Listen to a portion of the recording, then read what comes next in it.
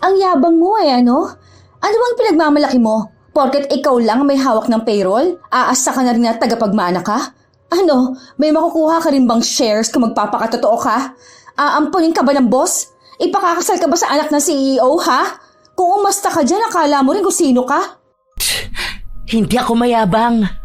Nasasaktan ka lang dahil totoo ang mga sinasabi ko sa'yo. Sa tagal nating magkasama sa trabaho, baka akala mo hindi ko alam ang karakas mo. Hindi ako baguhan dito, ha? Alam ko na yung pinaggagawa mo. Kung bida-bida pa ako ng sobra, baka ang dami nang nakarating sa boss natin.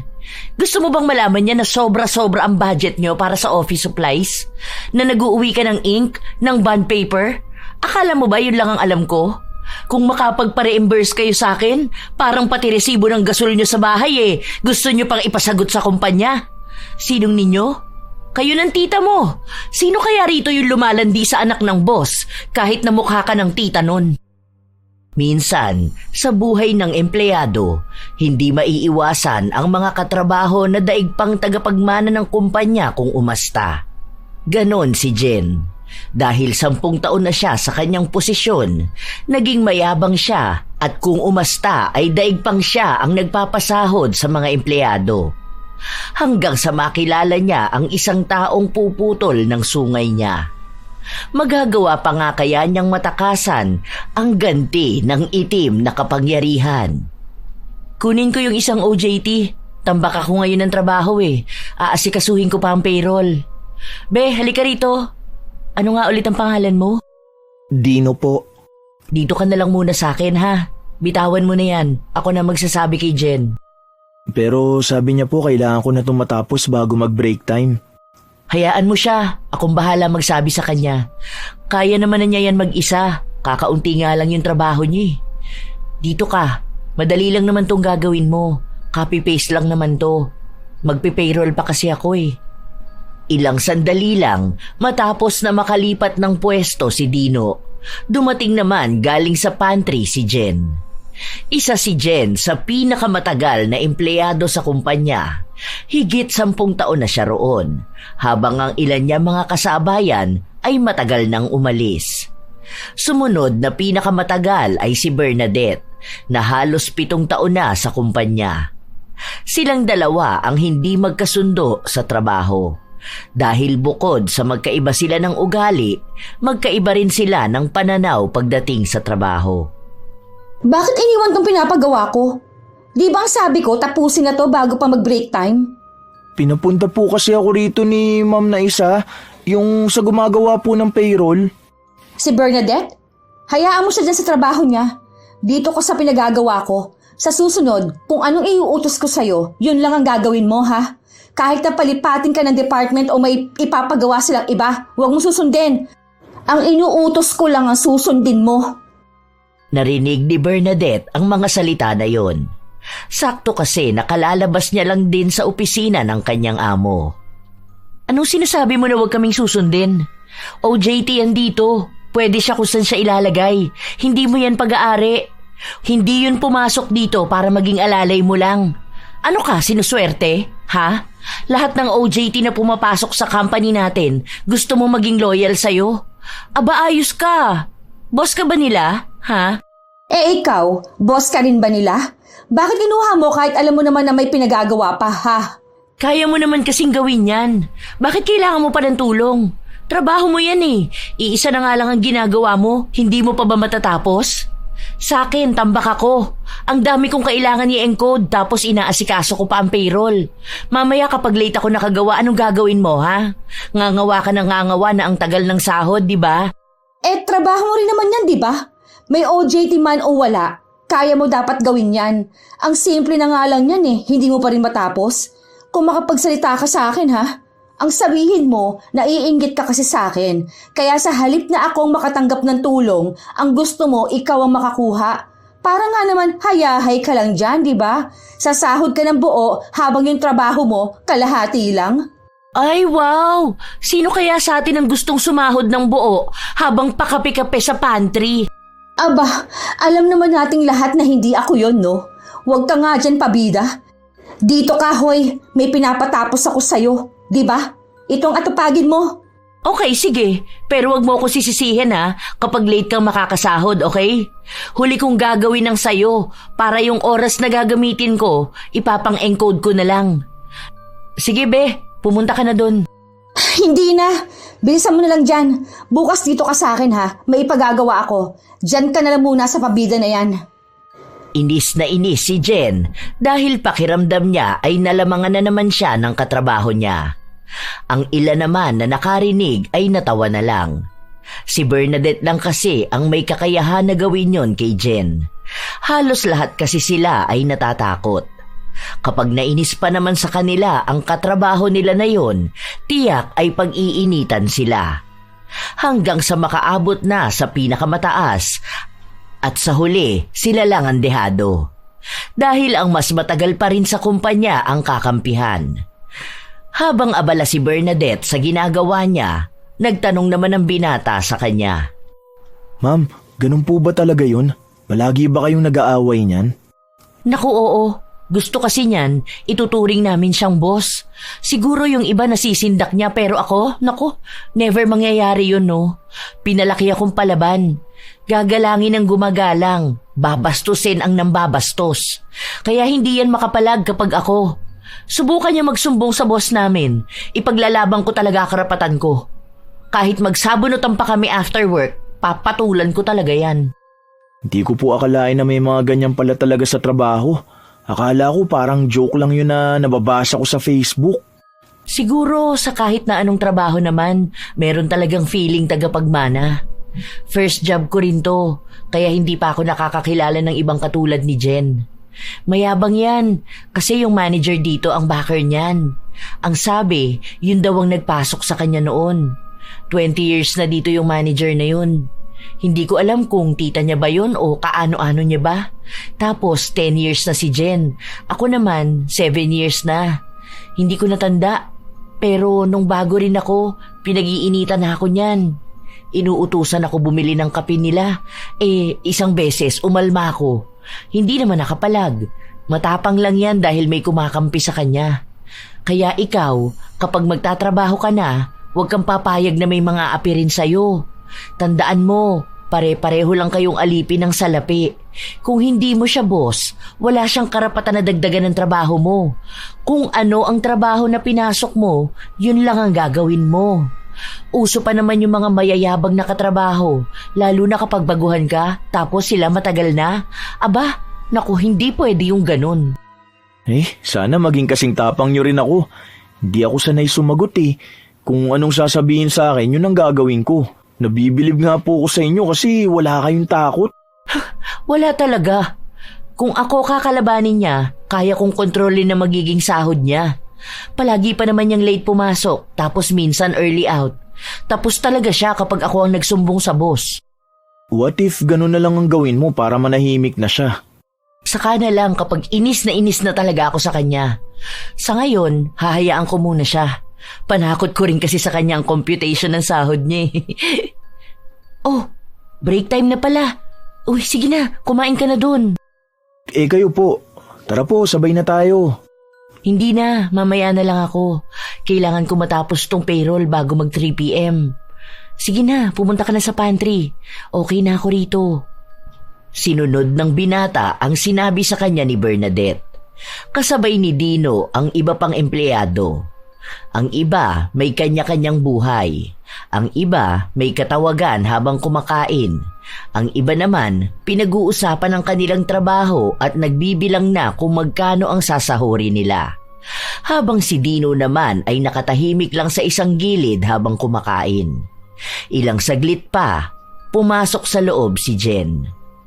Hoy, boy, kunin mo nga yung food panda ko sa labas. Ngayon na po, ma'am. Malamang, ngayon ko pinapakuha, di ba? Alam nga namang mamaya pa. Ngayon nga ang break time. Ngayon ko kakainin yun. May isang nagsabi na kumakain para ang tao. Bakit kailangan niya pang utusan? Malapit lang naman ang gate. Pwede namang siya na lang ang kumuha. Kayo bang inuutusan ko, ha? Malamang, siya nga ang OJT dito, di ba? Ano bang kailangan niyang gawin? Di sumunod sa mga utos natin, di ba? Bilisan mo na. Kunin mo na muna yon, nagugutom na ako. Takpan mo na lang yung pagkain mo. Hindi tumanggi si Dino. Kahit na nasa kasarapan siya ng pagkain, inihinto niya yon para lumabas.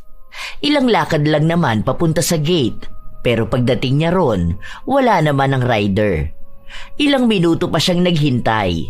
Nagtanong din siya sa gwardya kung may dumaan na ba ron, pero ang sabi sa kanya ay wala pa.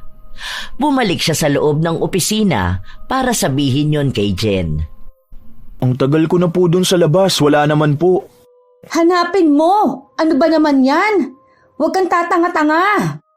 Tingnan mo, baka sa iba nakapark, di ba? Akala ko pa naman dala mo na. Gutom na talaga ako, no?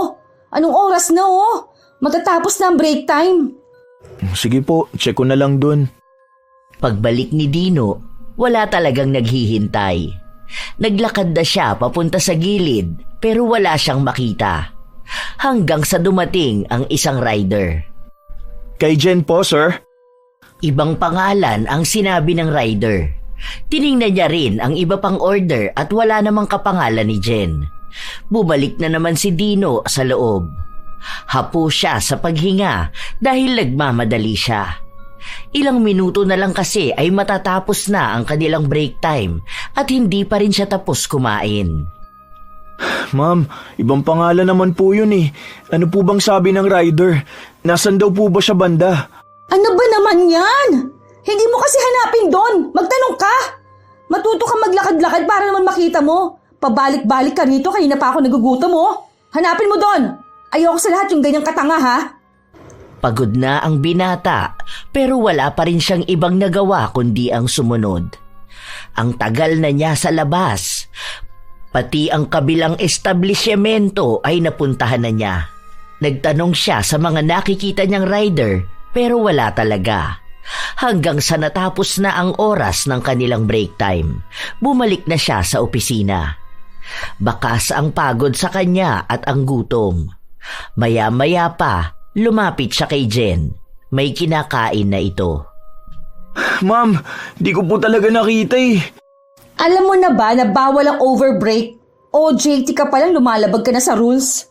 Inutusan niyo po kung kunin yung pagkain niyo, ma'am. Hindi ko po namalayan ng oras. Yun na nga eh. Next time maging responsable ka, ha? Inutusan nga kita kanina, pero break time pa yon. Hindi mo na ibigay sa akin tapos babalik ka na late ka? Magtrabaho ka na doon. Alam mo, kung ganyan na ugali mo sa trabaho, malamang hindi ka tatagal. Nakaramdam ng inis si Dino. Pakiramdam niya ay nilalaro lang siya ni Jen. Wala naman siguro talaga yung inutos sa kanya. Gusto lang nitong mapahiya siya at hindi matuloy sa pagkain. Bumalik sa pantry ang binata kung saan itinabi niya ang kanyang baunan. Saka siya bumalik sa pwesto niya. Wala roon si Bernadette. Nagpatuloy ang oras, nakakaramdam ng gutom si Dino. Halos 1 oras pa ang hihintayin niya bago siya matapos sa trabaho. Pero babiyahe pa siya papunta sa kanilang paaralan, kaya malabo na makakain pa siya. Pamasahin na lang ang natitira sa pera niya, kaya hindi siya makakabili ng pagkain. Ilang sandali pa, dumating si Bernadette. May bitbit itong mga papel at inilapag yun sa gilid ni Dino. Okay ka lang ba? Hindi po eh. Nagugutom ako. Pwede po kayang kumain dito? Nagugutom ka? Bakit? Kaunti lang ba ang binaon mo? Hindi ko po naubos kasi inutusan ako ni Ma'am Jen kanina na kunin yung order niya. Kaso naabutan ako na natapos ang break time. Pabalik-balik kasi ko eh. Di ko kasi makita yung rider. Ay nako, nadali ka ng kasamaan ng babae na yun. Hindi totoo na may order yun. Malamang napagtripan ka lang niya. Sandali, may pinabili akong sandwich dito kanina eh. O eto, kainin mo na muna yan. Mahirap magtrabaho kapag gutom, tapos papasok ka pa mamaya. Sure po ba kayo? Nakakahiya naman po. Hindi pa po yata kayo kumakain eh. Kumain na ako. Namali kasi yan. Akala ko isa lang nabili ko, 2 pala. Sige na, okay lang. Kainin mo na yan. Next time, huwag ka basta-basta susunod sa utos sa'yo niyang demonyita na yan, ha? Pero hindi naman po pwede yun. Kasi baka maapektuhan naman yung performance ko. Paano ko ma-absorb? Di ba po, kayo na ang may sabi na malakas ang kapit ni Ma'am Jen? Mas malapit siya sa trono? Oo nga pala. Pero kung maganda naman ang ginagawa mo, okay lang yan. Ako na lang ang backer mo. Kapag hindi na lang po talaga maganda yung inuutos niya sa akin, yun ang di ko gagawin. Salamat po pala rito sa sandwich ha. Habang lumilipas ang mga araw, salita na nagtatrabaho si Dino sa pagitan lang ni na Bernadette at Jen. May naging usapan na sa susunod na araw ay kay Jen siya. Sa susunod na araw naman ay kay Bernadette siya. Sa totoo lang, kung papipiliin lang si Dino kung sino ba ang gusto niyang kasama, si Bernadette ang pipiliin niya. Dahil mas natuturuan siya ng maayos nito kaysa kay Jen na kung ano-ano lang ang utos sa kanya. Kasama na ang pagkuha ng order o kaya ang pagtitimpla ng kape. Madalas din na si Dino na ang sumasalo ng trabaho ni Jen. Halos ayaw siyang pauwiin kahit natapos na ang oras niya. Kaya kapag si Jen ang kasama niya, madalas na nahuhuli siyang dumating sa klase. Isang araw, akala nila ay hindi papasok si Jen, kaya tuwang-tuwa si Dino dahil mapupunta siya kay Bernadette. Ma'am, paano po pala kapag ganito? Hindi ko kasi makita yung kasama niya eh. Laktawan mo na lang. Check ko na lang yan, baka sa ibang files na halo. Minsan po ba ma'am, naisip niyo na sana mag-resign na si Ma'am Jen? Oo naman, lalo na nung bago pa lang ako. Tuwang-tuwa ako kapag absent siya Kasi ang payapa ng buhay ko rito. Ang tahimik ng office. Tingnan mo, walang madaldal. Walang bigla na lang kakanta tapos magagalit kapag pinagsabihan mo. Sana wag na siyang pumasok kasi pati ako na-stress sa kanya eh. Sana mag-apply na lang siya sa ibang company. Ay, yan ang malabo. Hindi niyan kaya sa ibang company dahil baka doon pa siya makahanap ng katapat niya. Mamaya may mas matapang pa sa kanya, di ba? Alam niya ang kalakaran. Kahit pa 10 years experience siya, hindi siya sasantuhin ng iba. Kasi, i-consider pa rin na baguhan siya. So, baka siyang maging utusan. Wala rin siyang kapit. Kaya ayaw niyang umalis dito. Dahil kahit absent siya tapos walang paalam, okay lang. Naku, madalas pa yang late. Pansin ko nga po na late siya eh. Buti hindi siya nagkakaroon ng memo, no? Hindi po ba siya nangihinayang sa bawas sa sahod niya? Sabi mo nga, di ba, malapit siya sa trono. Malamang mamamagic ang mga late niya. May ipagtatanggol yan ng backer niya.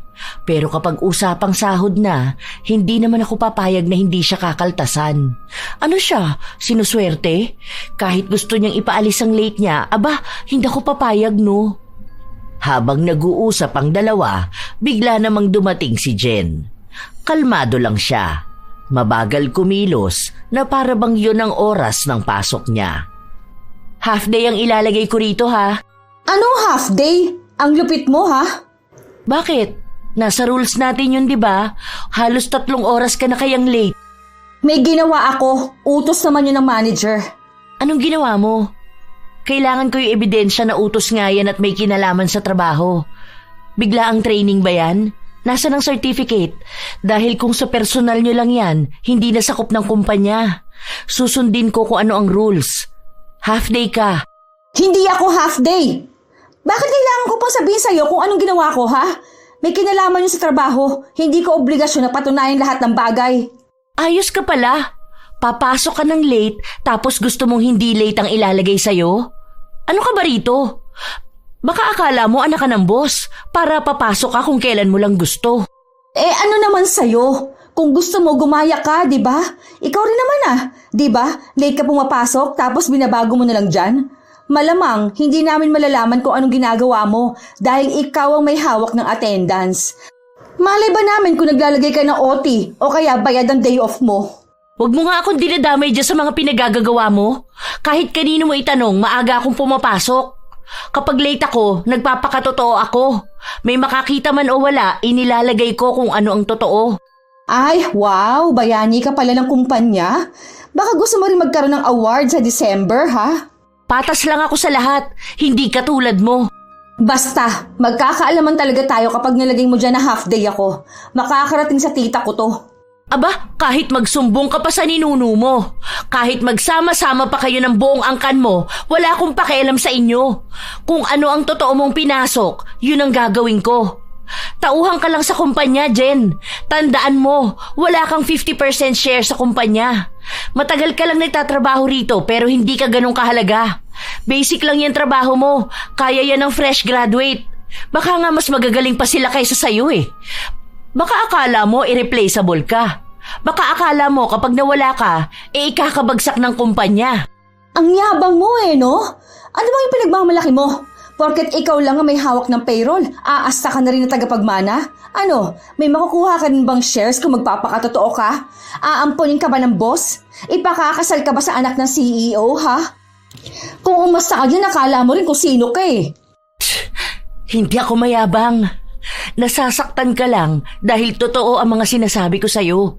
Sa tagal nating magkasama sa trabaho, baka akala mo hindi ko alam ang karakas mo. Hindi ako baguhan dito, ha? Alam ko na yung pinaggagawa mo. Kung bida-bida pa ako ng sobra, baka ang dami nang nakarating sa boss natin. Gusto mo bang malaman niya na sobra-sobra ang budget niyo para sa office supplies? Na nag-uuwi ka ng ink, ng bond paper? Akala mo ba yun lang ang alam ko? Kung makapagpa-reimburse kayo sa akin, parang pati resibo ng gasol niyo sa bahay gusto niyo pang ipasagot sa kumpanya. Sinong ninyo? Kayo ng tita mo. Sino kaya rito yung lumalandi sa anak ng boss kahit namukha ka ng tita nun? Aba, huwag mo kaming pagbibintangan ng ganyan ha. Hoy, para sabihin ko sa'yo, may pambayad kami ng mga gastusin sa bahay. May ebidensya ka ba na nag-uuwi ako ng ink? Sige, kung gusto mo tara, pag-usapan natin yan sa office ni boss. Okay, sige. Tara na, para magkaalaman na tayo. Oh, ngayon naatras ka, di ba? Kasi takot ka. Duwag ka talaga. Alam mo, maganda ang mood ko nung pumasok ako. Pero ngayon, sirang-sira na dahil sa'yo punyeta kang babae ka. Aba, talagang masisira ang mood mo. Maganda rin ang mood namin kanina bago ka dumating. Mas punyeta ka. Mas tumatapang ka ngayon Sinasabi ko sa'yo, may araw ka rin. Hindi ako papayag na babastusin lang ako ng sino man. Napupuno ng tensyon ang buong opisina dahil sa awayan ng dalawa. Inaawat na sila ng iba nilang kasama dahil nakakaistorbo na rin ang kanilang sigawan. Hindi ngumiti si Jen buong maghapon.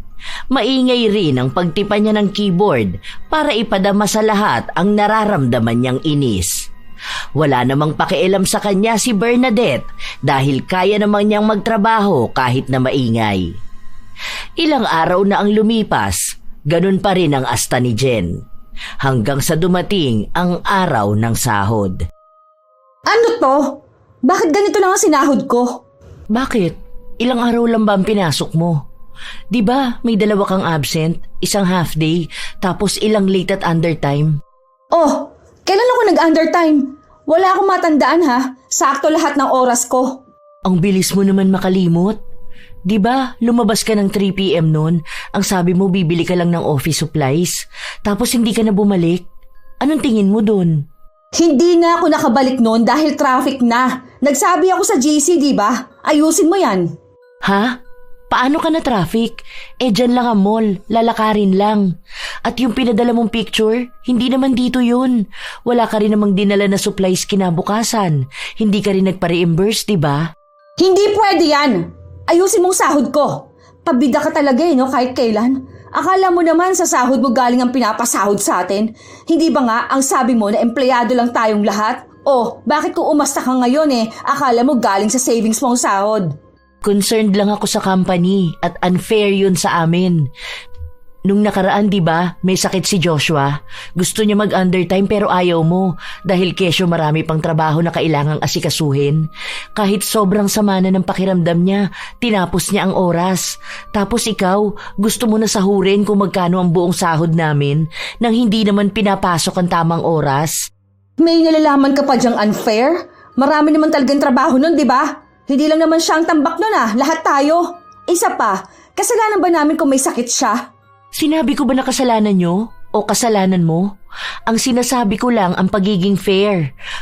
Kung papayag ako na mag-compute na buo ang sahod mo kahit undertime ka, aba sige, mag-undertime na lang din kami. Hindi lang isang beses na ginawa mo yan, Jen. Kabago-bago mo sa paghahawak ng payroll. Akala mo ikaw ng master ng lahat. Mabuti pa nung si Hazel ang nasa payroll, maayos ang sahod ko. Ikaw ang dami mong kaltas sa akin. Paano namang hindi siya sasang-ayon sa'yo eh? Ano bang ginagawa mo? Di ba tinatakot mo siya? Kaya papaboran ka talaga. Tama lang yung mga kaltas ko sa'yo. Kahit na i-compute pa natin ngayon yan, parehas lang ang kalalabasan. Sandali nga lang. Tatawagin ko manager. Hindi ako papayag na ganito lang ang sahod ko. Malamang binulsa mo siguro.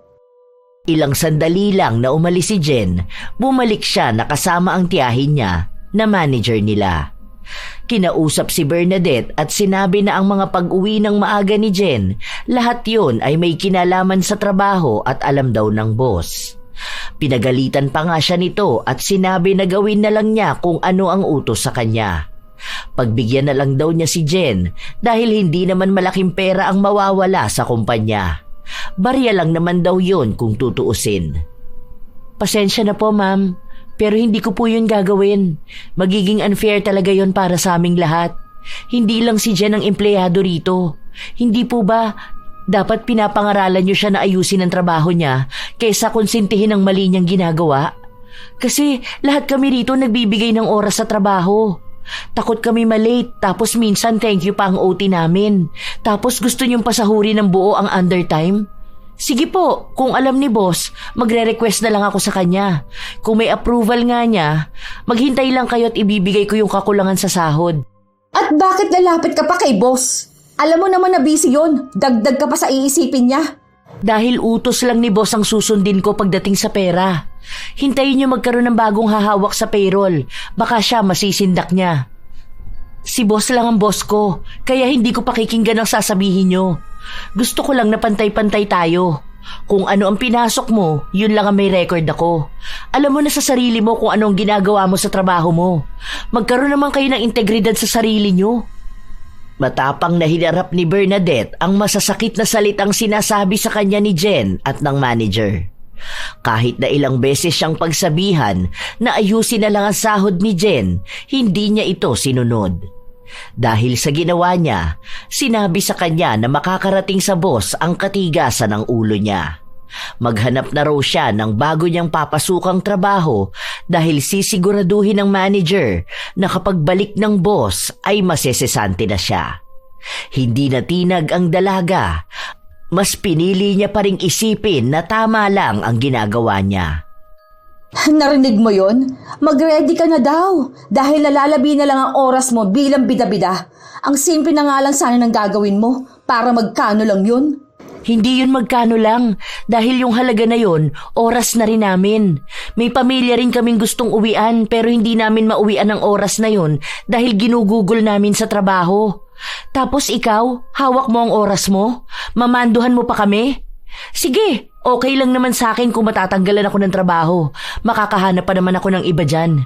At least, wala na yung feeling anak ng may-ari kung umasta. Hindi ako mawawalan kundi ang kumpanya. Tandaan mo, mas marami akong kayang trabaho at mas honest ako. Mas nabibigyan ko ng katarungan ng budget ng kumpanya. Eddie, wow pala sa'yo. Ang galing mo naman pala, no? Sige, okay lang. Tignan na lang natin kung hanggang saan ka dadalhin yung pagiging honest mo. As if naman, ikaw ang pakikinggan ng boss kaysa sa manager. Okay, sige. Sabi mo eh. Nakakatakot ka pa naman. Umirap lang si Jen bago siya bumalik sa kinauupuan niya. Si Dino naman na nagkukunwaring abala sa ginagawa niya, lumapit kay Bernadette. Kanina pa niya nais na makausap ang dalaga. Pero dahil abala ito sa pakikipagtalo kay Jen at sa manager, nanahimik na lang siya. Bawal din naman siyang makialam kahit patumestigo siya na tama naman si Bernadette.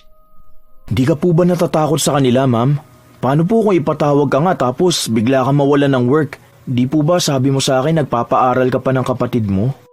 Hinamon ko sila kasi alam kong hindi nila gagawin yun. Kapag nalaman ng boss ang kalokohan ng dalawang yan, malamang aalisin na sila. Lalo na kapag may naipakita akong ebidensya. Naku, tinatakot lang ako ng mga yan. Di ka po talaga nagpapatinag, no? Kasi kung ako yan, naku, baka ibinigay ko na ang gusto nila. Ayoko kasi yung sinisigawan ako tapos tinatakot ako. Alam mo, kapag nasa tama ka, wag na wag kang matatakot. Kahit na ano pa ang sabihin nila sa'yo, dapat lagi kang matapang. Kasi nagiging matapang lang sila kapag nakikita nilang duwag ang kalaban nila.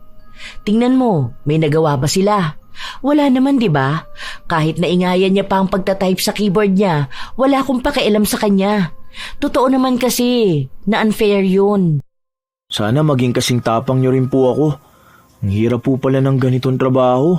Di ko akalain na ang dami palang kalukuhan na nagaganap. Paano pa kaya yung mga hindi honest na humahawak ng budget ng company, no? May mga kurakot din pala sa ganito. Oo, isa ang accounting sa may malaking responsibilidad sa company.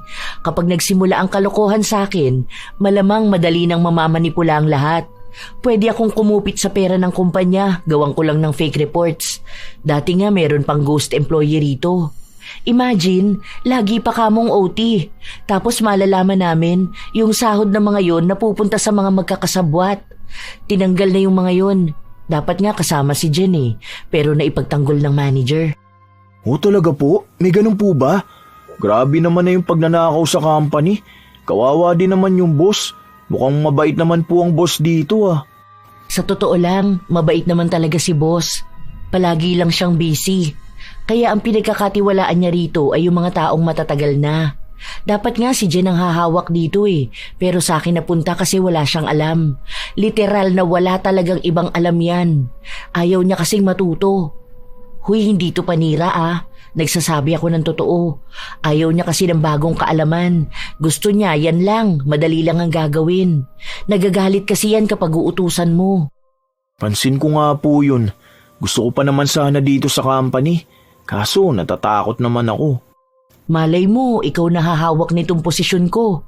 Hindi naman talaga sakop ng trabaho ko to Pinahawak lang sa akin dahil ako lang ang may alam ng ganito. Basta, kailangan maging matapang ka. Huwag kang papasindak. Huwag ka ring magpapasilaw. Sa totoo lang, kaya mo talagang makakuha ng malaking pera. Lalo pat ikaw may kakayahan mag-request ng budget.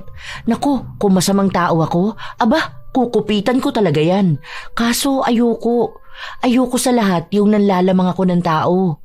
Kahit pa sabihin nila na masama akong tao kasi maldita ako at prangka, okay lang. Mas kilala ko naman ang sarili ko Nagkaroon ng motibasyon si Dino na pangarapin na makapagtrabaho sa kumpanyang yun hanggang sa nagkatotoo nga. Pagkatapos niyang makagraduate, pinasimula na siya kaagad. Siya na ang gumagawa ng dating gawain ni Bernadette. Magkatabi pa rin sila kaya natuturuan siya. Ma'am, pwede po bang patulong ako sa budget monitoring? Hindi ko kasi masyadong gamay. Ngayon lang din ako gagawa nito Sige, pero wait lang ha.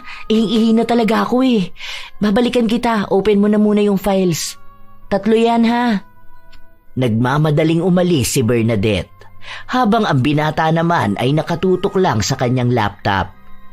Ilang sandali pa, dumaan sa likuran niya si Jen. Hindi ito napansin ni Dino. Nakita niya lang ito noong sinadya ni Jen na banggain ang balikat niya. May kailangan ka po ba, ma'am? Kabisado mo na ba yan? Hindi pa po gaano pero malapit na. Katabi ko naman po si Ma'am Bernadette. May pare-reimburse ako sa'yo ha. Akin na po yung resibo para isabay ko na mamaya. Magpapasa rin kasi ako ng report. Pero wag mo na ipapaalam kay Bernadette. Utos to ng manager. Kung ayaw mo mawala ng trabaho, gawin mo na lang. Huwag mong susubukan na magsabi niya sa bida-bida mong katabi ha. Dahil sinasabi ko sa'yo, sa oras na hindi ma-reimburse ito, ikaw ang mananagot. Kapag natanggal ka sa trabaho na to, may kakayahan ng manager na magbigay ng bad records sa'yo. Mahihirapan ka makahanap ng trabaho. Ikaw rin ang mahihirapan dahil nakasalalay rito ang ikagaganda ng karir mo. Huwag ka mag-alala. Maliit lang naman to. Huwag mo lang ipapaalam kahit kanino. Gawin mo na lang. Safe ka sa trabaho na to. Huwag mo lang kaming kakalabanin. Hindi maikakaila na nakakaramdam ng takot si Dino. Sa mga tingin at salita ng pagbabanta ni Jen, alam ng binata na maaaring totohanin nito ang sinasabi niya. Natatakot siya na baka maapektuhan ang trabaho niya at ang kanyang kinabukasan. Mahirap lang ang pamilya ni Dino kaya malaking bagay para sa kanya na magkaroon kaagad ng trabaho. Kung masisira ang record niya, baka mas lalo silang mabaon sa kahirapan. Maaaring hindi na siya makapasok sa iba pang magandang kumpanya. Gusto niyang maging matapang katulad ni Bernadette. Pero paano niya gagawin yun kung baguhan lang siya at wala siyang maipagmamalaki? Ginawa ni Dino ang utos sa kanya kahit nalabag sa kalooban niya. Ang buong akala niya, isang beses lang yon mangyayari, ngunit naulit lang ng naulit. Isang hapon, bago matapos ang kanilang trabaho, inabangan ni Jen ang binata na pumasok sa pantry para doon niya ito makausap ukol sa panibago niyang hiling. Ma'am, masyado na yung malaki. Huwag naman ganyan. Baka makwestiyon na ako niyan eh. Gawad mo ng paraan. Ano, ako pa bang dapat magturo sa'yo? Ilang beses natin nagawa yan ah. Dapat alam mo na kung paano lulusutan. Ikaw ang may hawak ng report. Ikaw lang ang may kakayahan na manipulahin yon. Hindi naman nahahalata ng kahit na sino, di ba? Ang dami mong nirereklamo. Ang dami nyo naman na pong nakuha, di ba? Pati nga sa attendance nyo, nababago ko na eh. Baka mahalata naman na ako ni Ma'am Bernadette. Hindi yan. Hanggat hindi mo sinasabi sa kanya ang ginagawa mo, hindi niya malalaman. Tingnan mo, 2 months na natin itong ginagawa ah. May napuna ba siya? Dahil kung may napuna yan, malamang sa malamang kukuda ng kukudayan. Kaso tahimik siya, di ba? Ayoko na po, ma'am. Hindi ko na talaga kaya kapag ganyan. Nakukonsensya na ako eh. Ang dami ko na agad mali na nagawa. Ang unfair ko na ngayon. Kasi kayo kahit ang dami nyong kulang na oras, inaayos ko na ang attendance nyo. Tapos sobra na yung budget para sa office supplies kahit na wala naman kayong binibili. Kung ano-ano na lang ang nire-reimburse ko para lang maibalik yung pera na hindi naman ginastos para sa company. Natatakot ka? Sige, mag-resign ka na kung gusto mo. Sinisigurado ko sa'yo wala kang mapapasok ang magandang trabaho. Kapag may bagong company na pag-a-applyan mo at tinawagan kami, sisiguraduhin ko sa'yo na masasama lang ang sasabihin namin para hindi ka kaagad makahanap ng trabaho. Ewan ko kung hindi mamuti ang mga mata ng pamilya mo sa kagutuman. Habang pinagbabantaan ni Jen ang binata, sakto naman na pumasok si Bernadette. Kukuha lang dapat siya ng tubig pero pansin niya na malalim ang pinag-uusapan ng dalawa. Anong nangyayari? Wala kang pakialam. May tinatanong lang ako sa kanya. Hindi ka naman kasali sa usapan. Bakit ka nagtatanong? Yun na nga eh. Hindi kasi ako kasali sa usapan kaya nga ako nagtatanong. Para kasing natatakot si Dino. Baka naman kasi tinatakot mo. Hindi lang basta tanong. Wala ka na dun. Pati ba naman buhay na ibang tao kailangan pang pakialaman? Ay, makalabas na nga. Sumunod na ring lumabas si Dino. Hindi siya mapakali. Kung ano-ano na ang mga gamit na natatabig niya. Dahil magkatabi lang sila ni Bernadette, napansin kaagad ang maling kinikilos niya. Kahit na hindi niya aminin, alam nito na may pinagagawa si Jen. Hindi ko alam kung anong inuutos niya pero wag mong gawin. Wala naman po. Naku, Dino. Kung may sinasabi silang hindi sila pinanganak kahapon, ako naman, hindi ako na-hire kahapon. Sa tagal namin magkasama ni Jen, alam ko na ang galawan yan. Kung paano siya tumingin kapag may kailangan siya. At alam ko ikaw ang target niya. Mag-iingat ka ha, dahil kapag pinagbigyan mo yan ng isang beses, hindi ka na niyan titigilan. Hindi ko naman mapipigilan kung anong gagawin mo eh, dahil ikaw pa rin ang magdedesisyon yan. Pero tandaan mo ha, once na pumayag ka sa gusto niya, hindi mo na maaalis na katulad ka na rin niya. O nila.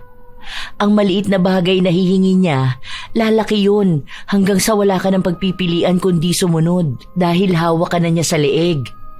Kaya kung kaya mo pang makawala, kumawala ka na. Hindi nagsalita ang binata. Tahimik lang siya habang bumabalik sa kanyang ginagawa. Lumipas ang ilan pang mga buwan hanggang sa sumapit ang Disyembre. Naglabas ng panibagong budget kasama na ang gagamitin nila sa disenyo sa opisina at Christmas party. Hotel na lang ulit katulad nung last year para mas mukhang sosyalin. Alam nga naman maglalaro pa tayo, di ba? Matatanda na tayo.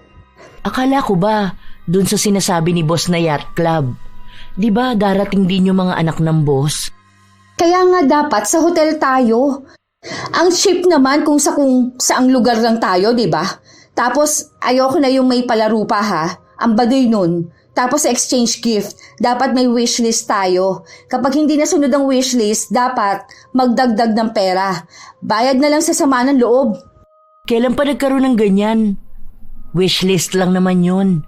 At isa pa, kahit naman last year nakuha naman natin ang mga gusto natin, di ba? Nakuha, ang bigay sa akin class A lang na bag. Tinapon ko nga yun eh. Hindi ko alam kung sino nagbigay. Nakakainis lang. Hanggang ngayon kapag naalala ko, sumasama talaga loob ko. Paano naman? Ipinasok lang yun sa budget. Siguro ikaw rin naman di ka bibili ng gamit na 5K ang halaga kung 1K lang ang budget sa gift. Ano ka, sinuswerte? Iayon sa budget ang halaga ng gamit. Hindi yung hihiling ka ng sobra. Tapos kapag hindi ka napagbigyan, ikaw pa ang sasama ang loob. Basta gusto ko kung anong nasa wishlist. Wishlist ko na lang. Sana hindi ka maka-attend. As if naman, di ba? Oh, sa pagkain naman tayo. Gusto ko yung mukhang pang aesthetic ha. Wag na yung lumpia, ganun. Mukhang pang mahirap yun eh. Sa'yo ba galing ang budget? Ikaw lang ang may ayaw noon, idadamay mo pa kami. Sabi ni boss, bilhin kahit na ano, di ba? Hindi rin naman ikaw ang paglulutuin. Bakit pati kakainin namin gusto mo sundin ang gusto mo? Magdala ka na lang kaya ng sarili mong handa. Bakit ba wala kang ibang ginawa kundi ang kontrahin ng mga sinasabi ko? Ilang Christmas party nang hindi ibinibigay ang hiling ko ha? Siguro, kung ito na ang huli mong Christmas party, pwede ka namin sundin. Paano kasi, ang mga sinasabi mo naman kasi hindi naaayon sa budget at sa gusto ng lahat. Yung mga gusto mo ang ayaw namin. Sus, bida-bida ka na naman dyan. Akala mo naman kasi sa sahod mo kukunin ng budget. Saka, nandyan naman si Dino. Carry na niya mag-request mas malaki pa. Oo nga pala, bukas bibili ako ng design para dito sa office ha. Baka sabihin mo na naman late akong papasok. Hindi na kumibo pa si Bernadette. Habang nagpapatuloy ang trabaho nila, may inabot na namang resibo si Jen sa binata. Hindi na nagtaka si Dino. Sinunod na lang niya ang pagbibigay ng pera. Nasanay na si Jen na pinagbibigyan siya, kaya sa tuwing tatanggi ang binata, inaaway niya ito. Sa totoo lang, nadadalian lang naman si Dino sa kanyang trabaho. Ang mahirap sa kanya ay kung paano nga ba niya pakikisamahan ang kanyang katrabaho. Dumating ang pagkakataon na gusto na niyang mag-resign pero iniisip niya ang kanyang pamilya. Nag-aaral pa ang mga kapatid niya. Gusto na rin niyang patigilin ang kanyang ina na magtrabaho dahil matanda na ito. Isang araw, hindi nakapasok sa trabaho si Bernadette at iyon ang sinamantala ni Jen para mas makalapit pa sa binata. Ma'am, kaka-request lang natin ng pera. Masyadong malaki na po ito. 100,000 na to. Hindi ko na ito malulusutan kung sakali. Baka dito na malaman ng boss na may katiwalian dito. Ayoko madamay. Anong ayaw mong madamay? Una palang damay ka na. Sige na, gawin mo na lang. Hayaan mo, kapag nakuha ko yan, bibigyan kita ng pera. Manager na rin naman ang may utos niyan. Gusto mo bang tawagin ko siya ngayon? Huwag na po, ayoko na. Nakukonsensya na ako. Ang hirap nitong pinapagawa mo. Ang sabi sa akin, 1,000,000 ang budget na binigay, di ba? Sa bonus yun ng mga empleyado, ma'am. Hindi ko pwedeng pakialaman ng pera na yun dahil nakapag-report na ako dun. Ano ba naman na gumawa ka ng paraan, di ba? Kailangan ko ng pera ngayon. Kung hindi mo magagawa ng paraan, sinasabi ko sa'yo, magpapasko ka ng walang trabaho. Hindi na naghintay pa ng sagot si Jen. Agad siyang umalis at pagbalik niya ay kasama na niya ang manager. Kinausap nito si Dino at sinabi na kung hindi niya mapagbibigyan ang hiling ni Jen, sisiguraduhin daw nito na mawawala na siya ng trabaho agad-agad. Ang dami ring pagbabanta na sinabi sa kanya. Pero pinilit ni Dino na lakasan ang kanyang loob, kaya tumanggi siya. Ilang araw pa ang lumipas, hindi na siya makatulog ng maayos. Palaging may bumabagabag sa kanya. Hanggang sa minsan siyang nagkasakit, 2 araw bago ang Christmas party nila. Hindi siya nakapasok. Hindi rin siya nakapagsabi dahil sa sobrang sama ng pakiramdam niya, hindi na siya makahawak ng cellphone. Kinabukasan, masama pa rin ang pakiramdam niya pero pinilit niyang pumasok. Nakasabay niya pa si Jen na maglakad papasok sa opisina. Oh, bakit pumasok ka pa? Tanggal ka na sa trabaho ah. May sakit ako kahapon, di lang ako nakapagsabi. Hanggang ngayon naman may sakit pa rin ako, pinilit ko lang talaga. May dala kang medical certificate?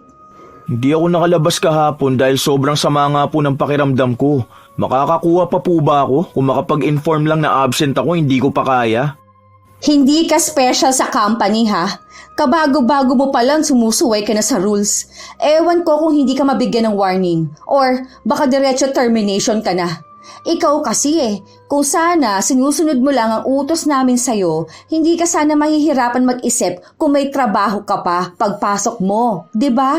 Ang tigas kasi ng ulo mo Ayoko naman bawasan ng bonus sa mga empleyado para lang may maibigay sa inyo, ma'am. Sana naman po yun ang intindihin nyo.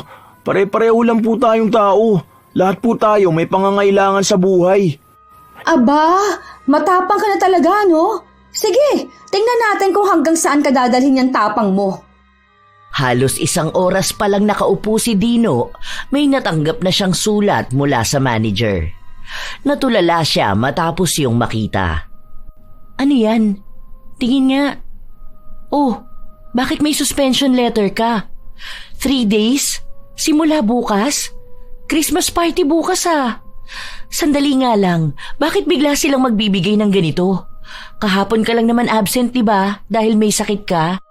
Hayaan mo na lang po, ma'am. Okay lang po. Hindi rin naman po ako sasama bukas. Kahit na hindi ka sumama bukas, hindi pwede yung ganito ah. Yung iba nga dyan biglaan din kung mag-absent. Ang dami pang late at undertime. Nabigyan ba ng ganito? Alangan namang may sakit na ang tao, pipilitin pa rin kumuha ng med-cert. Ma'am, hinaan mo po boses mo. Baka mapaaway na naman po kayo. Ay hindi! Wala akong pakialam kung mapaaway ako. Hindi pwede yung ganito. Kung mabibigyan ka ng suspension dahil sa 1 araw na absent, aba, dapat pati yung araw-araw din na late. Walang exemption dahil matagal at kakilala lang. Ano na naman bang ginagawa mo dyan? Alam ko akong pinaparinggan mo dyan. Ano na naman bang nagawa ko, ha? Marami kang nagawa. Ang dami mong kaso sa kumpanya, tapos hindi ka naman napaparusahan. Yung bago naman ang target nyo? Aba, hindi pwede yun. Bakit akong pinaparinggan mo, ha? Bakit hindi mo kausapin ng manager o ang HR? Ang ganda ng mood ko dahil excited na ako para bukas. Tapos sisirain mo na naman? Hindi ba masaya ang buhay mo? Isa pa, magkaiba kami ng ginagawa ng bago na yan. Hindi mo ba nakikita na bago pa lang yan pero may sungay na? Mano man lang ba sana na magpaalam siya kung mag-absent siya, di ba? At kapag may sakit, kailangan naman talaga ng med-cert. Ilang araw ba siyang nawala? Kahapon lang, di ba? Understandable naman sana yun na hindi lahat ng taong may sakit kayang magpaalam at umalis para kumuha ng med-cert. Para saan pa ang 1 araw na pahinga kung kailangan niya palang pumila at lumabas para kumuha nun? Ha? Sapat na ba yung 1 araw para sa suspension? Wala man lang warning? At tinapat pa talaga kung kailan may Christmas party? Ano? Gusto niyong ipakita sa tao na hindi siya pwedeng pumunta? Huwag ka sa akin magreklamo. Doon ka sa manager o umiyak ka doon sa HR. Nagpapakabayani ka na naman dyan. Ma'am, wag na po ma'am. Okay na po yan. Sige na po, baka po madamay pa kayo Okay lang po sa akin kahit na hindi ako makasama bukas. Gusto ko rin po magpahinga Hindi pwede. Dahil pangit ang magiging record mo kung meron ka na nito. Parang lamat na to Bago ka pa lang, wala ka pang 1 year. At 1 beses ka lang naman nag-absent. Wala ka ring late. Tapos puro ka OTTY. Lahat tayo may karapatan. Hindi porket bago ka at bata ka pa, kakayan-kayanin ka lang nila. Huwag ka magpapatalo. Lahat tayo rito binabayaran para magtrabaho. Oo, may mas mataas na posisyon, pero hindi ibig sabihin na okay lang mantapak ng iba. Kakausapin ko sila. Kahit na ilang beses pang pakiusapan ni Dino, nahayaan na lang, hindi pumayag ang dalaga. Alam niya ang pakay ni na Jen kaya nila ginigipit si Dino. Nung una ay ayaw siyang kausapin ng manager. Dahil sabi nito, may karapatan naman siyang magpataw ng parusa sa mga empleyado na hindi maganda ang ginagawa sa trabaho. Baka akala mo hindi ko kayang ipaabot sa boss tong ginagawa mo. Ayusin niyo ang ugali niyo. Ganyan na ganyan ang ginawa nyo noon sa ibang empleyado, di ba? Kapag hindi nyo makuha bilang kakampi, ginagawan nyo ng kasiraan. Kahit sino hindi deserve ang ganito. Kung lahat pala pagdidisiplina sa mga empleyado, dapat si Jen din bigyan nyo nito. Hindi ako lalabas ng opisina nyo hanggat hindi nyo ginagawa ng suspension letter ang babae na yon. Nagkasagutan sina Bernadette at ang manager. Sa pagtaas ng boses ng manager, siya rin namang tataas ang boses ni Bernadette. Wala na siyang pakialam kung mabibigyan din siya ng parusa. Basta ang alam niya lang, may ipinaglalaban siya. Pero nagmatigas ang manager. Hindi niya binigyan ng suspension letter si Jen. Galit na galit si Bernadette na bumalik sa kinauupuan niya. Walang kumausap sa kanya kahit na sino. Maging si Dino, yun ang unang beses niyang nakita na ganun kagalit si Bernadette. Bago mag-uwian, doon lang medyo kumalma ang dalaga. Pagkakataon na nakita ni Dino para humingi ng tawad. Ma'am, sorry po talaga. Dapat po hindi na kayo nakipagtalo eh. Hayaan nyo na lang po. Baka po mag-resign na lang din po ako. Baka hindi na lang ako papasok kapag tapos po nitong suspension ko. Bakit? Akala ko ba ang sabi mo kailangan ng pamilya mo ng pera? Mag-New Year pa oh. Ikaw lang ang may trabaho sa inyo. Yung tatay mo nagagamot pa, di ba? Yung nanay mo naman matanda na, kaya gusto mo sana sa bahay na lang siya. Tapos yung mga kapatid mo nag-aaral pa. Baka po kasi hindi ako para sa ganitong trabaho, ma'am. Sa totoo lang po, magandang experience dito kasi may natututunan po talaga ako. Tapos mabait din naman ang boss. Malaki po ang sahod kumpara naman sa ibang kumpanya. Kaso po, sobrang hirap, ma'am eh. Di ko po kaya yung makipaglaban sa mas mataas sa akin. Kasi po, isang pagkakamali ko lang hahanapan na nila ako ng butas. Hahanap na lang po ako ng ibang trabaho. Gagawan ko na lang po ng paraan. Nakaka-stress po eh. Sa totoo lang po, kaya ako nagkasakit kasi ilang linggo na ako hindi makatulog na maayos. Alam niyo po yung excited naman sana ako magtrabaho. Kaso feeling ko ang toxic nang nangyayari. Lalo na po ang init ng mata nila sa akin. Hindi ko po kaya. Hindi ko po maipaliwanag kung ano ba to pero alam ko lang sobrang bigat sa pakiramdam. Sorry kung yan ang napagdaraanan mo. Sa totoo lang, ang daming mga katulad mong sumuko magtrabaho rito dahil kay Jen at sa manager. Sayang ang potential mo. Ang sipag mo pa naman. Kita ko ang dedikasyon mo sa work. Mahal mo ang trabaho mo. Kaso, naiintindihan ko rin naman na mahirap talaga ang ganitong klaseng work environment. Hindi ko naman pwedeng sabihin na kayanin mo na lang kasi nakaya naman namin. Kung mas makakabuti para sa mental health mo rin ang pag-alis sa toxic workplace, then go. Pero kung tingin mo kaya mo pa kahit paano, stay. Salamat po, ma'am. Ikaw po talaga ang isa sa motivation ko kung bakit po ako nandito. Sana po makaya ko rin maging matapang katulad mo. Habang 3 araw na suspended si Dino, doon niya pinag-isipang mabuti kung aalis na ba siya sa trabaho. Sinubukan niyang tumingin ng trabaho na pwede niyang mapasukan. May nakikita naman siya, kaso mababa ang sahod dahil nasa probinsya sila. Kung gusto naman niyang kahit paano ay mataas, luluwas pa siya sa syudad. Pero hindi niya pwedeng gawin yun, lalo pat kailangan siya sa bahay nila. Ayaw niya ring basta iwan ang mga magulang niya. Nakausap niya ang ilan sa mga kakilala at kaibigan niya. Ang iba sa kanila wala pang trabaho dahil nahihirapan maghanap.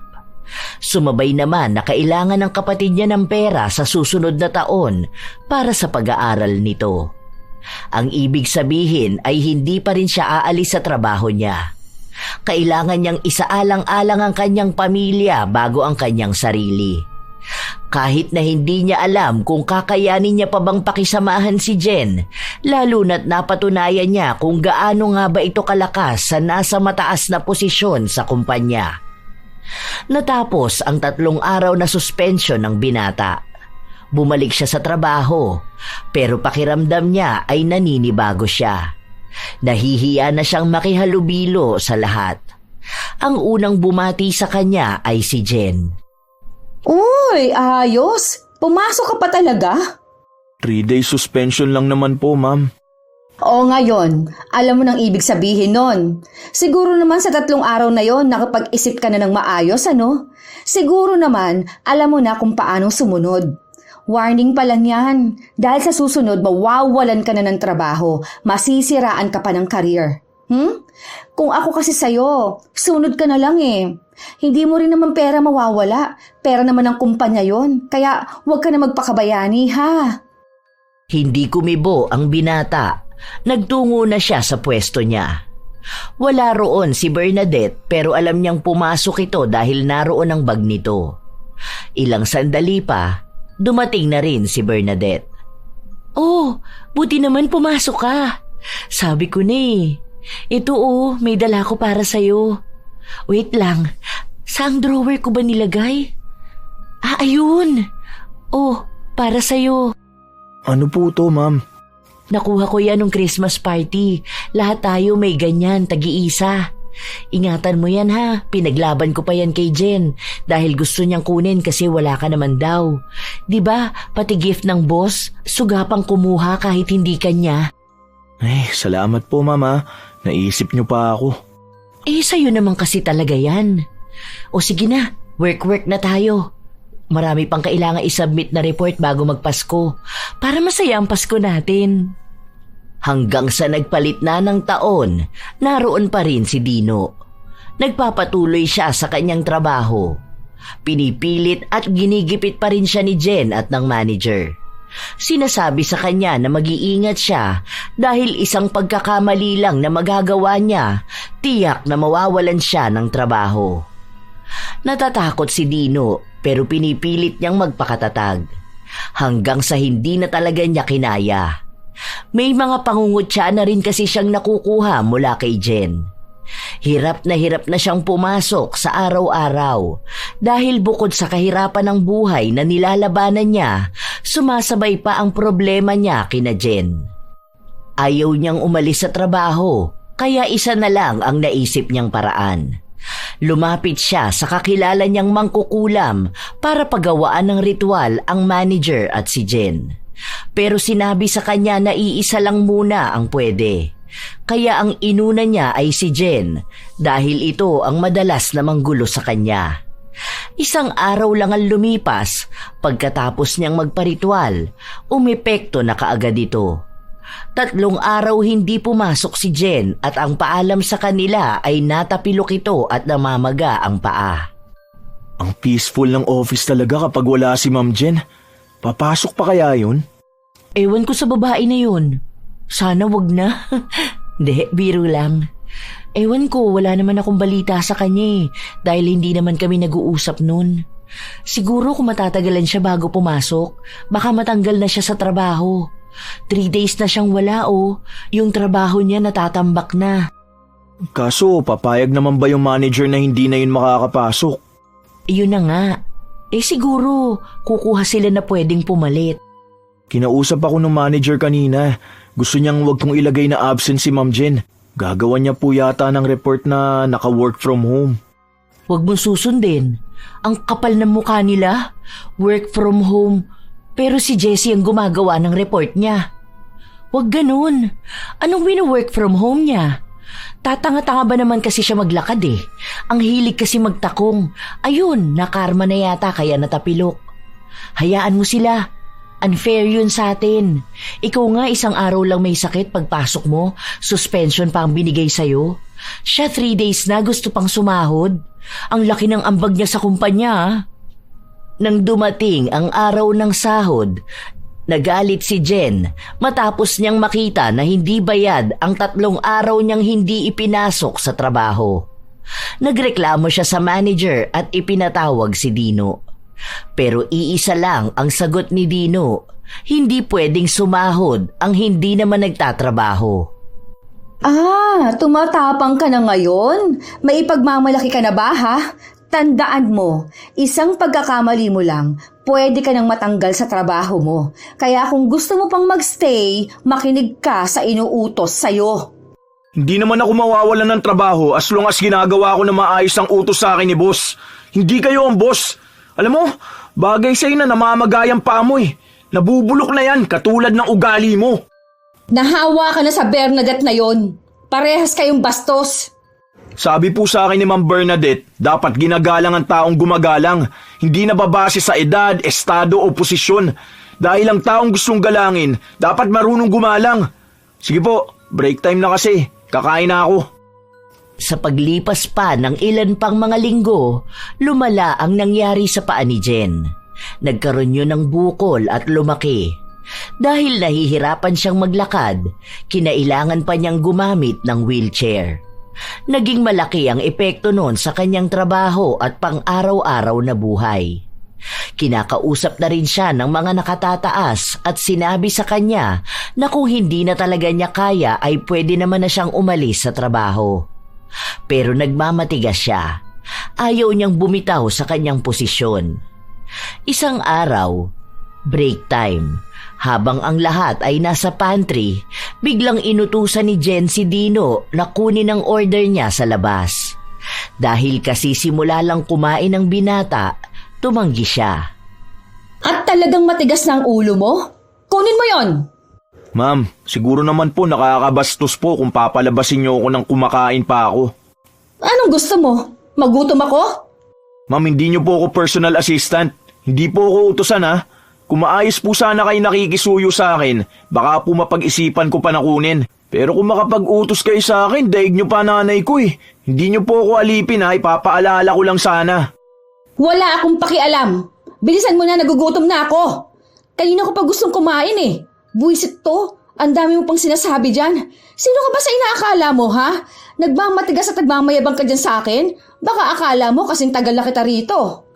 Tama naman siya, Jen. Hindi mo naman siya utusan para ganyan ka magsalita. Mano man lang sana na makiusap ka, di ba? Ikaw ang may kailangan sa kanya. Isipin mo, may nangyayari na nga sa'yo, ganyan pa rin kasama ang ugali mo. Huwag kang sumabat kung hindi naman ikaw ang kinakausap ko ha. Ma'am, ikaw na lang po ang kumuha. Kumakain ako. Or kung mapapaghintay niyo po yung rider, kukunin ko mamaya kapag natapos ako. Galit na galit si Jen. Pinagmumura niya rin si Dino na ayaw makinig sa kanya. Simula nung magkasakit si Jen, naging mainitin palalo ang kanyang ulo. Kung sino-sino na lang ang inaaway niya. May nakasagutan pa siya at sinabi sa kanya na kung hindi siya mananahimik ay sisipain nito ang kanyang paa. Lumala pa ang nangyari kay Jen. Naapektuhan na rin ang kanyang kalusugan. Madalas na siyang hindi nakakapasok sa trabaho dahil nilalagnat siya o kaya ay umaatake ng sobrang kirot ang kanyang paa. Hanggang sa isang araw, may bagong empleyado na dumating. Ayun, sakto may bagong empleyado. Lagyan mo nga to ng tubig. Kuha ka sa pantry. Huwag yung malamig ha. Hindi siya na-hire para maging personal assistant mo. Oh, inggit ka na naman. Sa sobrang pagpapahalaga sa akin ni boss, nag-hire siya ng tao na mag-aalaga sa akin dito sa opisina. Alam ko naman na noon pa man malaki na ang inggit na nararamdaman mo sa akin. Diba? Siya yung papalit sa'yo. I-endorse mo na lang sa kanya ang work mo. At sino nagsabi? Hindi ako aalisin dito. Si Sir Rick ang nagsabi sa akin kanina. Kahapon pa dapat yan darating kaso hindi siya nakapasok kasi may inasikaso raw siya. Hindi ka man lang ba sinabihan ng tita mo? Hindi ako papayag. Ang galing naman nila kung aalisin nila ako rito. Matagal na nila akong empleyado. Buti sana kung siyang magiging utusan ko rito. Pero yung papalitan niya ako, hindi ako papayag Halatang baguhan lang to. Anong alam niya sa trabaho ko? Mas marami naman ako naiambag sa 10 taon ko rito, ano? Ay, hindi pwede tong ganito. Ano ka, CEO, para magkaroon ng assistant? Bakit pa sila magbabayad ng bagong tao para tulungan ka kung pwede ka namang palitan?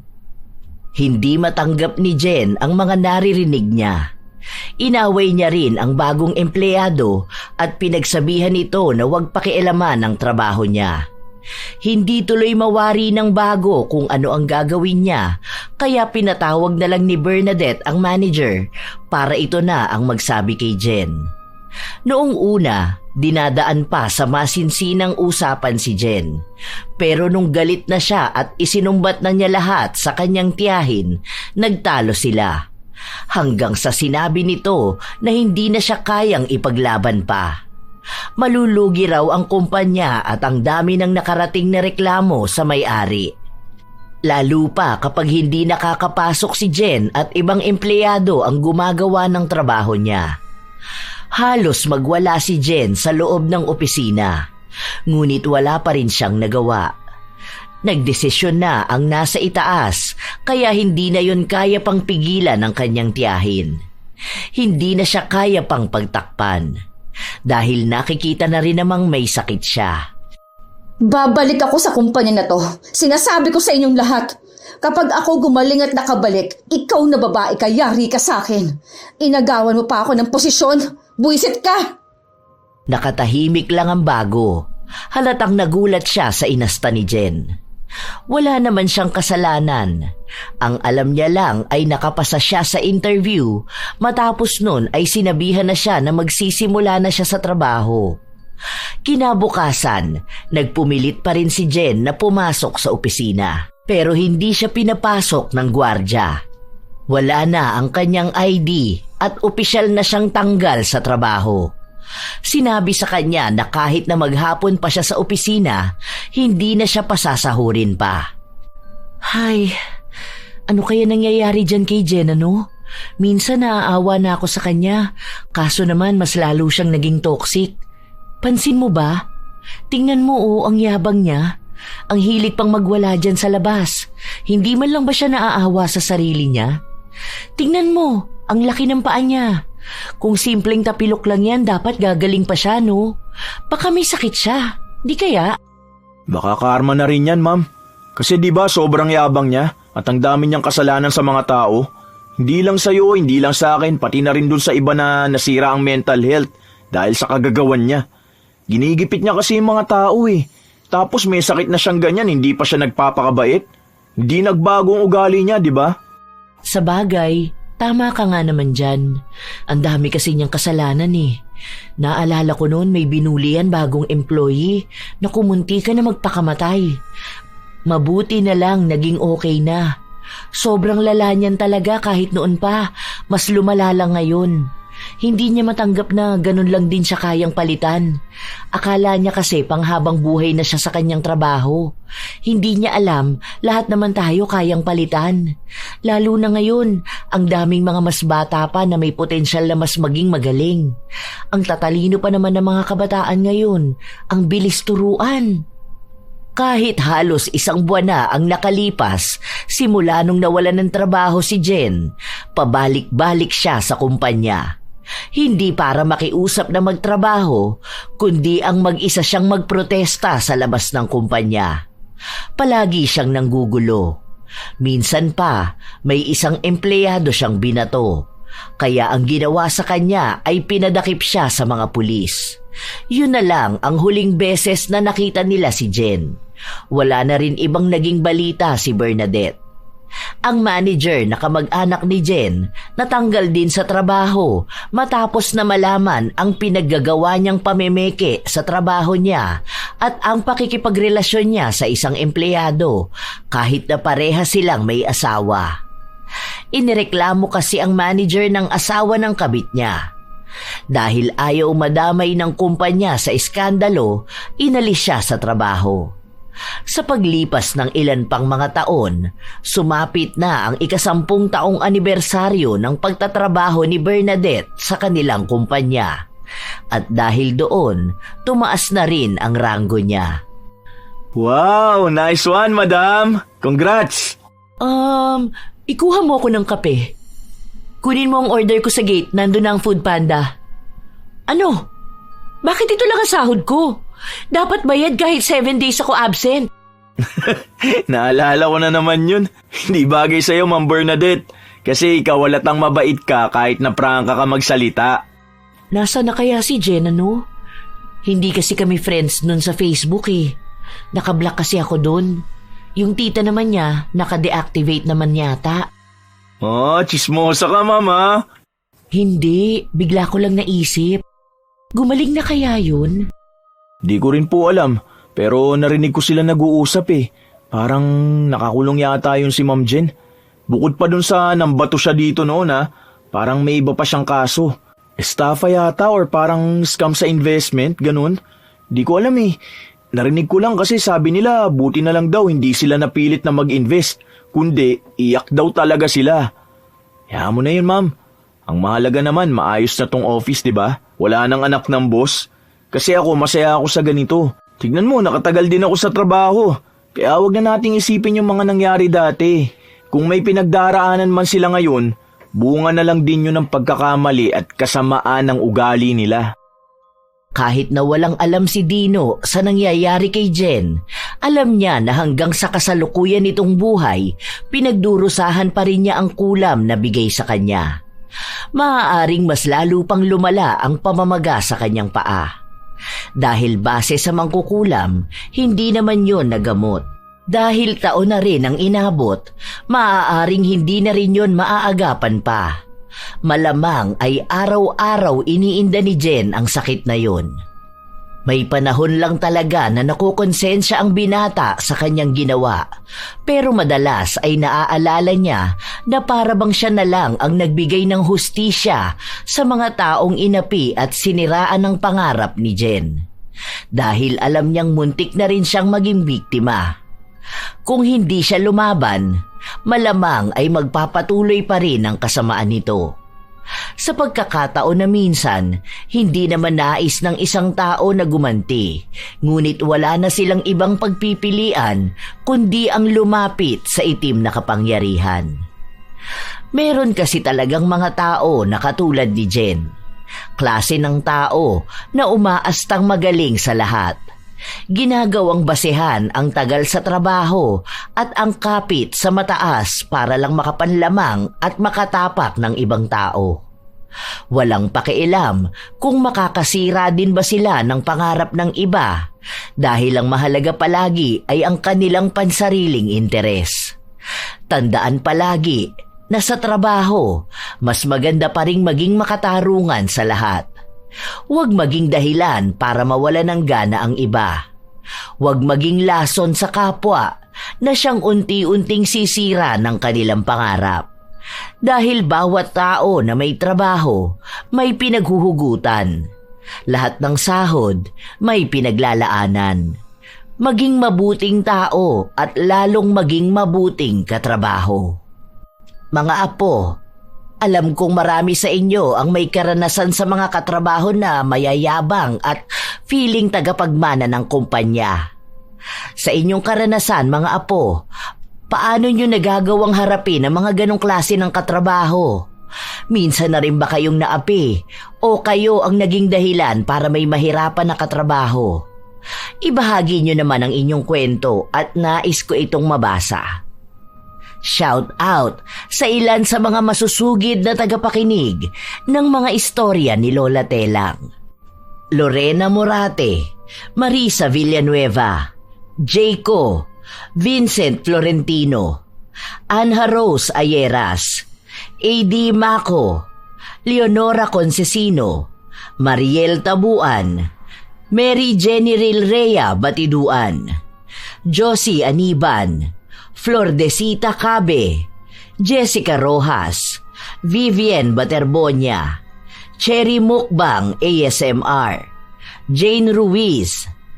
Shout out din sa inyo, May Pinon, Joy Pabulayan, Elizabeth Hardenil at sa kanyang asawa na si Kitab Umar ng Toyo Company, Japan, Sheren Solero Masagka, Darlene Tatoy, Nashti 28, Malia Torres, Corazon Cacalda, Chambu Diday, Hayashi J. Megan, Ami Pakana, Jerilyn Byron, Petronila Balyelos, Jenny V. Suko, Abigail.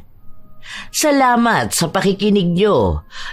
Lord Queen OFW Vlog, Maribeth Solero, Asodisen Cerila, Regina Navarro, Mira, Milrose Demate, Irene Benavides, Bernadette Liantejero, Florence Hervacio, Lilani Barcenilla, Aldrin Daily Vlogs, Cliven Dubalan, Francesca Liana, Karen Laderas. Hello sa inyo mga apo, Grace Sementera, Malu Hapin, Chat Advincula, Will Maleses, Jules Velasco, Feber Añada, Fiela Muhammad, Jerlyn Arbado, Jovin Barasona at sa mga mananahi ng Igting Organization, Jovelyn Panisan, Ria Mojado, Juwailas Arts and Crafts, Jocelyn Kai, Marco Nanes at kina Ate Auring, Minda, Ne, Faye, Aiza, Kuya Dennis at Poging J ng Amira Boxes Handicrafts. Happy birthday din sa anak ng kanilang boss na si Ryle Kadsawan, Celestina Sigwa. Shout out din kina Loida Del Mundo, Annalisa Puaso, Gracia Balitaan, Glory Lee Olivo, Albert Valderrama, Elizabeth Dunca, Razon Yao, Angel Canceller, Kim Bara, Jaja Barakiel, Roxanne Gaudicos, Andrea Smith, Conchita Salazar, Lynn Caones, Jessica Marie Ramos, Rubelin Eneria, Jason Castillo at sa Castillo family ng Nueva Ecija, Mirna Alfaro. Shout out sa mga apo kong sina Sydney Crosswind, Supladang Pasaway, Lovely Rose Roa at Princess Rain Roa Alawami, Kimpoy Feliciano, Hazel Fiesta, Marie the Lightworker, Gia Gigi, Francisco Neng, Jeremy Saranillo Francisco, Matt Sarol, Mel Santarita, Esteli Reyes at sa Reyes family ng Marikina City, AJ Chua, Vicky Yabut, Roy Lacandalo, Josefina Fuellas, Cherry May Libiran, Mike James Tapak, Leonisa Cobo, Jenny Suzuki, Raquel Hasegawa, Maria Lee Nakagawa, Lynn Hasegawa, Elise Padilla, Lydia Lopez, Gemstone Claro, Lance MBB, Rosalina Bugayong, Ami Yong, Ami Bag, Angelina Ignacio, sa buong Team Manok ng Amsik Angeles City, Pampanga, kay Ray Galedo at sa Galedo family ng Kabuyaw, Laguna. At advanced happy birthday kay Lurian Vitalicio sa September 18. Ito ang inyong Lola Telang at maraming salamat sa lagi niyong pakikinig mga apo.